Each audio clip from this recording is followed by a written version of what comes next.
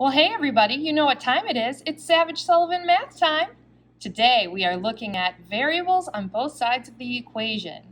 How do we solve these? Well, notice that you've got a variable, just like the theme is, the variables on both sides. You also have a constant on both sides of the equation.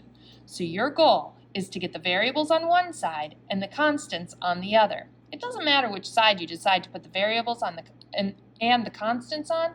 You just have to be consistent with your work. And as long as you do your arithmetic correctly, you'll get the same answer as somebody who might choose a different path. So today, I'm going to start by getting my variables together first. I am going to add my 9x because I want to put my variables on the left-hand side. I just like that better. And plus, that will keep these positive. So as I'm going through, I'm going to add these together. 1x plus 9x is 10x. Don't forget to bring down this minus 42, and that is equal to 98, and then negative 9x plus 9x, that's 0, so you don't need to write it at all.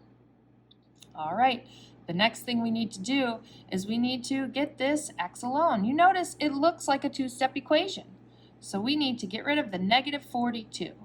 How do you get rid of the negative 42? You add it. Whatever you do on one side, you have to do to the other side. So a negative 42 plus 42 is 0, leaving you just with 10x on the left.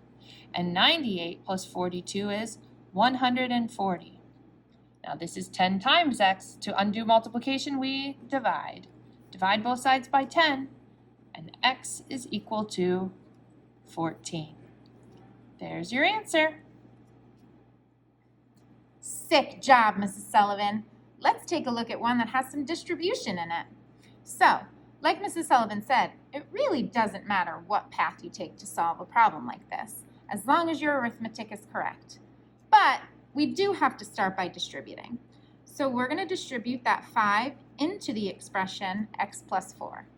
So when we do that, 5 times x is 5x. 5 times 4 is a positive 20. And then we're just left with a simple variables on both sides. Nothing fancy to have to do.